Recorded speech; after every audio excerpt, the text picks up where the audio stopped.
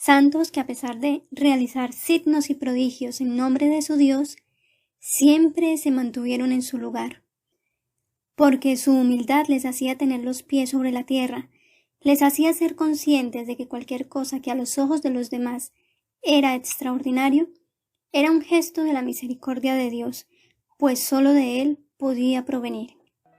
La primera gracia sobrenatural que conocerás se llama transverberación, que se refiere a una herida de amor en el corazón. Tenemos el caso de Santa Teresa de Jesús, que nació en el año 1515 y murió en 1582.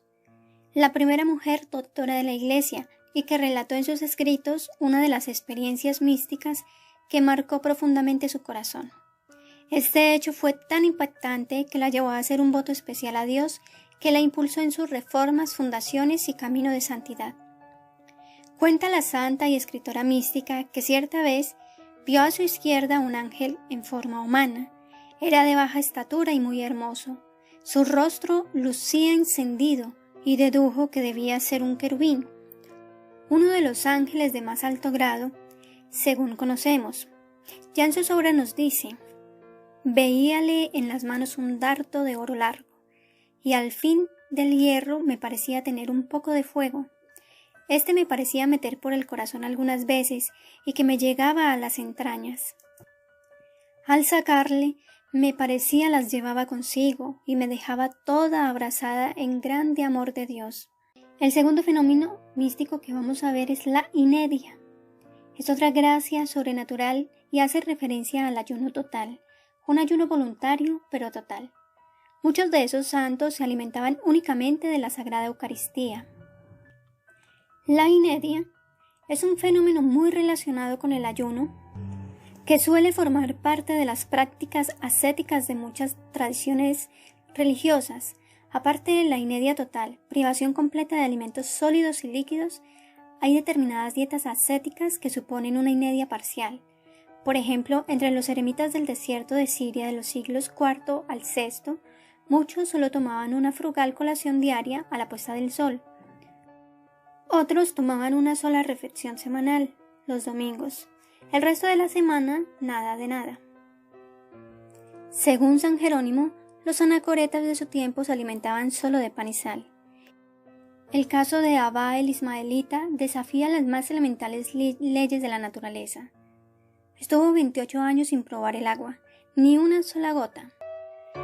Nuestro tercer don o carisma especial es la bilocación, que consiste en estar en dos partes al mismo tiempo. Puede ser voluntad de Dios que algunos humanos reciban el don de la bilocación, por el cual pueden aparecer en dos lugares a la vez. Es un misterio que solamente puede explicarse a la luz de la intervención milagrosa de Dios y que sucede en casos de extrema santidad y humildad. Un ejemplo de la bilocación sobrenatural fue lo que sucedió con San José de Cupertino. San José de Cupertino asistió a la muerte de su madre en su pueblo natal sin abandonar el convento de Asís donde residía.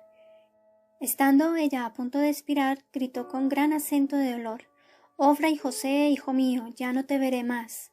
Al instante apareció una gran luz que iluminó la habitación y la moribunda, viendo a su hijo, gritó de nuevo llena de júbilo: «Oh Fray José, hijo mío».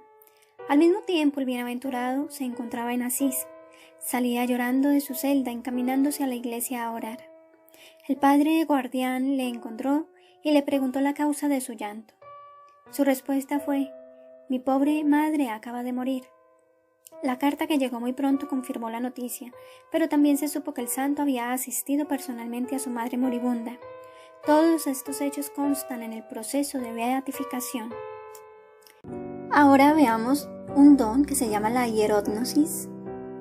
Es un don que Dios concede a algunas almas de distinguir lo sagrado de lo profano, es decir, lo que está bendecido por un sacerdote de lo que no lo está, especialmente las hostias consagradas y las reliquias de los santos.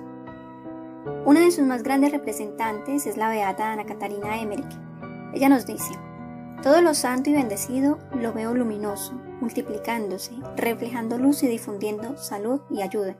Al contrario, todo lo profano lo veo siempre oscuro, difundiendo tinieblas». Clemente Brentano, en su semblanza de Ana Catalina, escribe: Lo más sorprendente es la acción de la consagración sacerdotal. Cuando, estando en éxtasis, se le acercaban las manos ungidas del confesor, levantaba la cabeza y la sigue con ella hasta que el confesor la retira. Entonces vuelve ella a dejar caer la cabeza.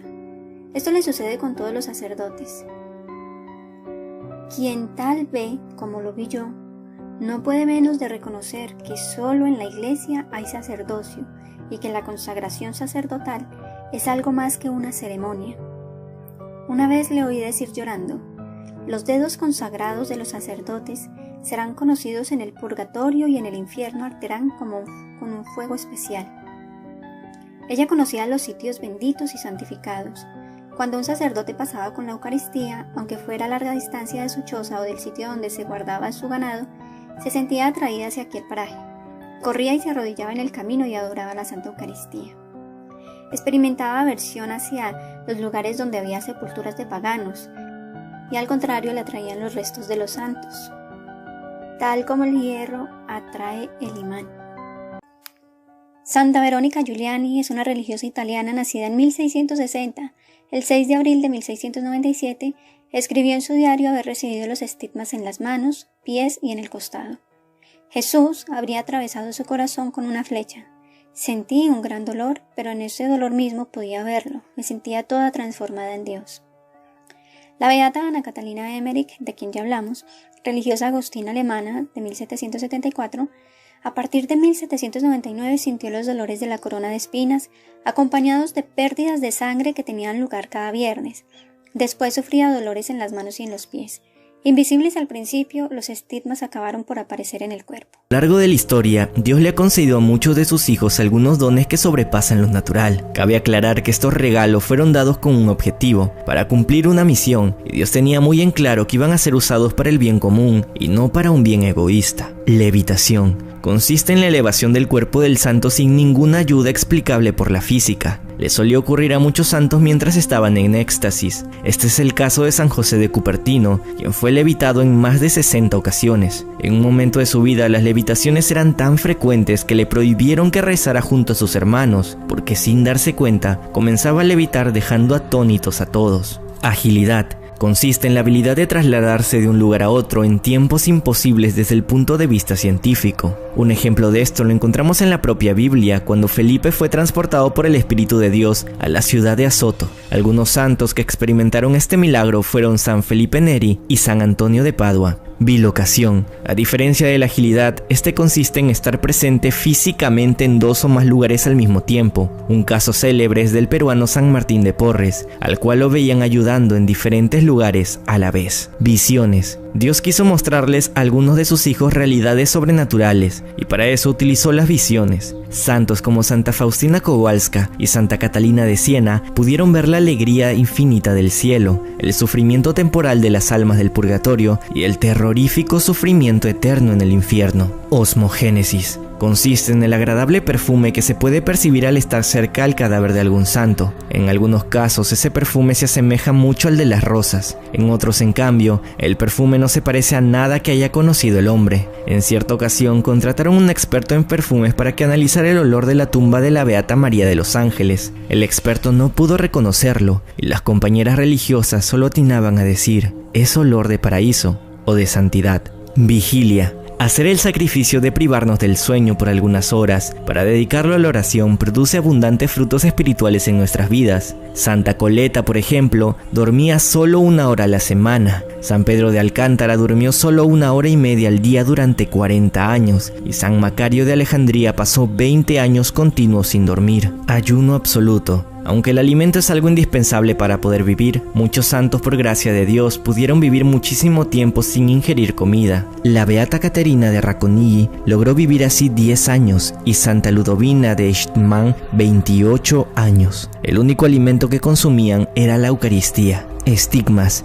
Los estigmas consisten en la aparición de algunas de las llagas que Cristo sufrió durante su pasión. El primer caso reportado en la historia de la Iglesia se dio con San Francisco de Asís, quien recibió los estigmas en un éxtasis que tuvo el 17 de septiembre de 1224. Este fenómeno también se presentó en Santa Gemma Galgani, San Pío de Pietrelcina, entre otros. Sudor de sangre. El ejemplo por excelencia se dio en nuestro Señor Jesucristo, quien sudó sangre mientras oraba en el huerto de los Olivos. Otra santa en la que se manifestó este fenómeno fue Santa Lutgarda, cuya sangre se escurría después de un profundo éxtasis.